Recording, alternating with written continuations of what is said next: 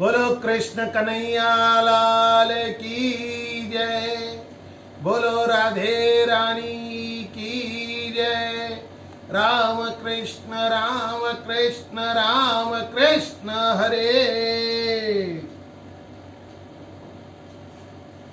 आज की कथा महाराजा मनु के वंश में राजा सुद्युमन का जन्म और राजा पुरुरवा का जन्म।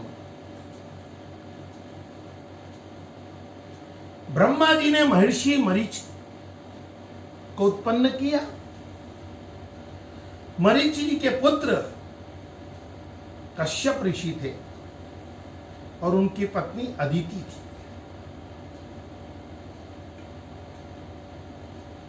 कश्यप जी के पुत्र हुए विवस्वान सूर्य। सूर्य भगवान जो है वो कश्यप जी के पुत्र हैं।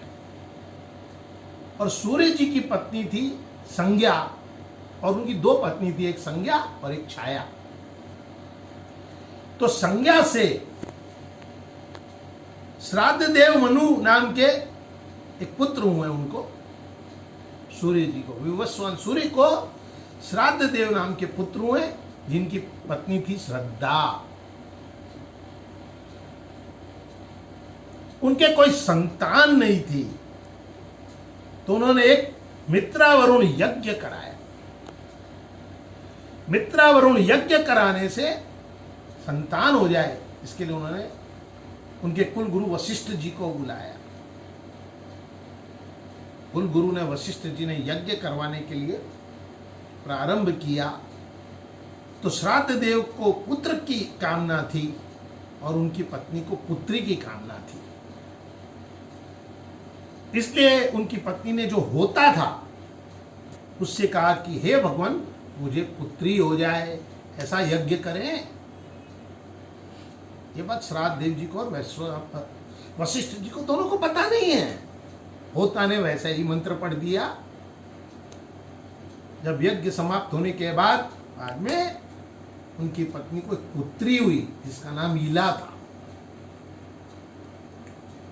श्राद्ध देव बड़े दुखी हो गए। अरे ये क्या हो गया? वो वशिष्ठ जी के पास गए। वशिष्ठ जी, हे गुरुदेव, ये ऐसा कैसा आपका हो गया उल्टा? आप तो तपस्वी हैं, ज्ञानी हैं, फिर ऐसे कैसे हो गया? मैं तो पुत्र चाहता था लेकिन मुझे तो पुत्री हो गई। वशिष्ठ जी ने ध्यान लगाया। जब ध्यान लगाया देखा तो उन्हें समझ में आ गया कि होता ने मंत्र पुत्री का पढ़ दिया, इसलिए पुत्री हो गई है। उन्होंने कहा महाराज कोई बात नहीं, अब जो हो चुका, जो बीत चुका सो बीत चुका। उन्होंने भगवान नारायण की स्तुति की है।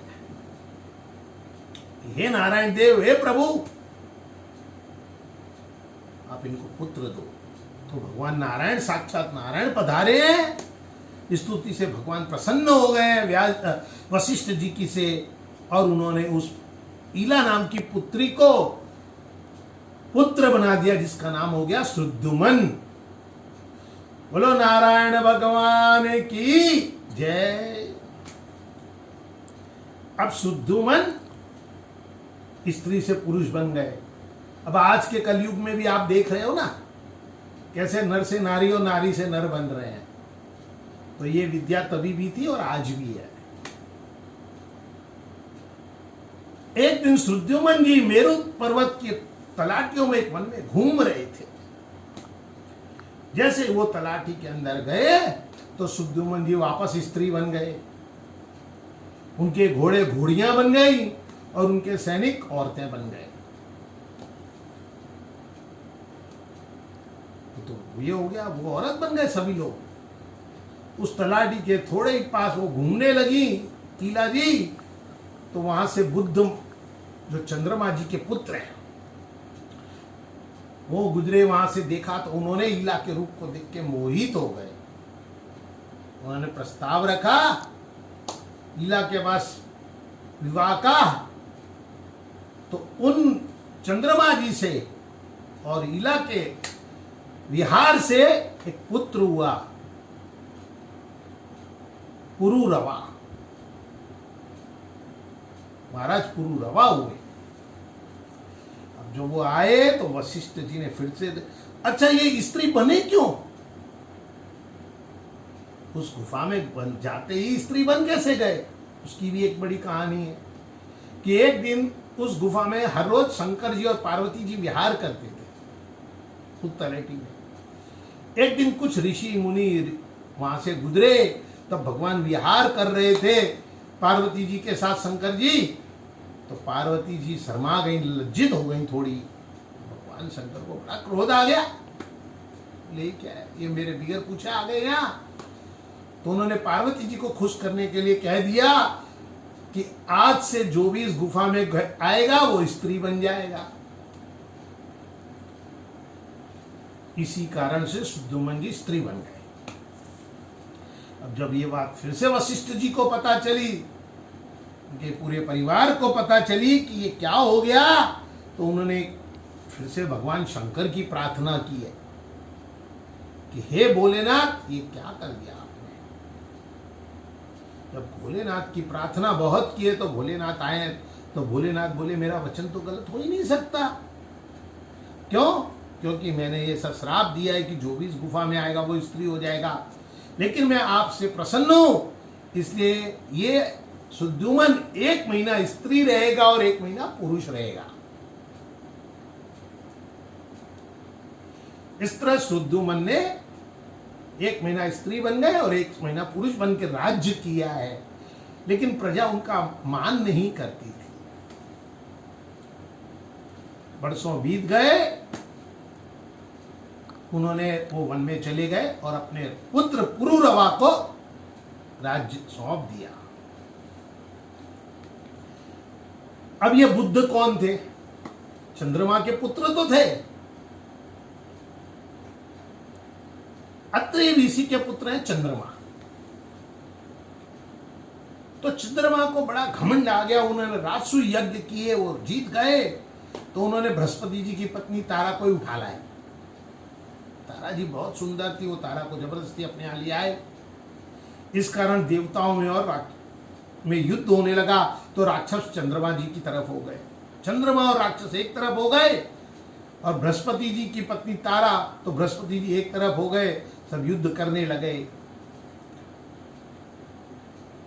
तो अंगिरा ऋषि जो बृहस्पति जी के पिताजी हैं, वो ब्रह्मा जी के पास गए, उन्होंने प्रार्थना की। तो ब्रह्मा जी ने चंद्रमा को बड़ा समझा के और डांटा भी है, समझाया भी है, और बृहस्पति जी की पत्नी तारा को वापस दिलाया। लेकिन तब तक तारा जी गर्भवती हो गई थी। तो चंद्रमा और तारा जी के इससे ये पुत्र उत्पन्न हुआ, वो नाम हुआ बुद्ध। अब जब पुरुरवा ने संभाल लिया राज्य, जो कि बुद्ध के पुत्र हैं, बुद्ध और इला के पुत्र पुरुरवा, तो पुरुरवा ने जब राज्य संभाला, तो एक दिन राज वो कर रहे थे तो उनकी ख्याति बढ़ती जा रही थी। तो एक दिन नारद जी इंद्र की सभा में बैठे हुए थे, बड़ा गुणगान कर रहे थे, पुरुरवा बड़े सुंदर हैं, बड़े गुणी हैं, महाशाली हैं, शक्तिशाली हैं, वैभवशाली हैं, ऐश्वर्यशाली हैं, कीर्तिमान हैं। तो वहां देव अप्सरा, देवों की अप्सरा उर्वशी बैठी हुई थी, उन्होंने सुना तो उनके मन में पुरुरवा को देखने का विचार आ गया और वो पृथ्वी पर आ गई। पुरुरवा को देख के वो मोहित हो गई और पुरुरवा भी उनके सौंदर्य को देख के मोहित हो गई। दोनों मोहित हो गए एक दूसरे पर। तो उन्होंने प्रस्ताव विवाह का रखा। उर्वशी जी मान गई, लेकिन उन्होंने 2 शर्त रख दी। वो 2 भेड़ों को अपने साथ लाई थी। तो उन्होंने कहा महाराज एक शर्त है कि ये दोनों भेड़ों को आप संभाल के हमेशा रखोगे, ये कहीं खो ना जाए। और दूसरी शर्त है आप भले विहार करते हो मेरे साथ करें, लेकिन प्रकाश समय में आपको निवस्त्र न देखूं। जिस दिन मैं निवस्त्र आपको देख लूंगी निर्वस्त्र, उस दिन मैं यहां से चली जाऊंगी। अब ऐसे कई वर्ष निकल गए। इंद्र घबरा गए, उर्वशी इंद्रलोक में नहीं आ रही, तो उन्होंने अपने गंधर्वों को बेचा है। गंधर्व जब आए हैं तो उन्होंने देखा कि ये दोनों भेड़ें यहाँ बंधी हुई हैं। उन्होंने तुरंत उन दोनों भेड़ों को चुराने का प्रयत्न करने लगे। भेड़ों की आवाज से उर्वशी जाग गई और महाराज पुरुरवा को बोली कि मेरी भेड़ों को बचाओ। जब महाराज पुरुरवा उसी टाइम उसी समय विहार में तलवार लेके उसी निवस्त्र चल दिए। तेज प्रकाश में उन्होंने देखा, उर्वशी ने उनको देखा विगन वस्त्र, लेकिन वो दोनों भेड़ों को तो पकड़ के लिया है, गंधर्व छोड़कर भाग गए। लेकिन अब उर्वशी तो चली गई। महाराज ने बड़ा ढूंढा कि कहाँ चली गई उर्वशी। तो उर्वशी जी कुरुक्षेत्र के पास एक दिन मिल गई उनको। उन्होंने बड़ी याचना की है उर्वशी से। तो उर्वशी ने कहा कि मैं अभी गर्भवती हूँ, तुम्हारे पुत्र की माँ बनने वाली हूँ, लेकिन एक वचन देती हूँ कि मैं हर साल, एक साल में एक दिन जरूर आपके पास रहूंगी।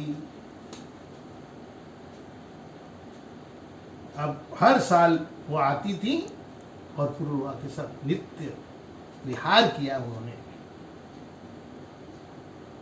इस तरह राजा पुरुरवा ने अपना जीवन यापन किया है और उनके 6 पुत्र हुए उर्वशी से। वो 6 पुत्र जय विजय,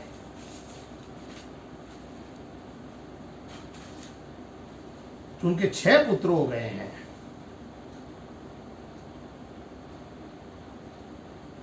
कौन कौन से? आयु, सतायु, सत्यायु, रथ, विजय और जय। ये 6 पुत्र हुए पुरुरवा के जन्म से। तो इसी तरह राजा सद्युमन के पुत्र पुरुरवा हुए, लेकिन वो सूर्य वंश में थे और ये चंद्रमा के से पुत्र हुए, इसलिए चंद्रवंश में आ गए। तो सूर्य वंश और चंद्रवंश का मिलन हो गया है। पुरुरवा के हृदय से पहले ओंकार करके ही एक ही वेद था। सतयुग में त्रेता आते आते पुरुरवा से वो 3 वेद और उनके हृदय से निकले हैं। इस तरह 4 वेद निकले हैं और अग्नि भी निकली है। पहले अग्नि भी एक थी, फिर अग्नि भी 3 हुई हैं। इस तरह यज्ञ में अग्नि का आह्वान भी 3 प्रकार से होने लगा। तो राजा पुरुरवा से वेदत्री और अग्नेत्री का अभिभार हो गया है।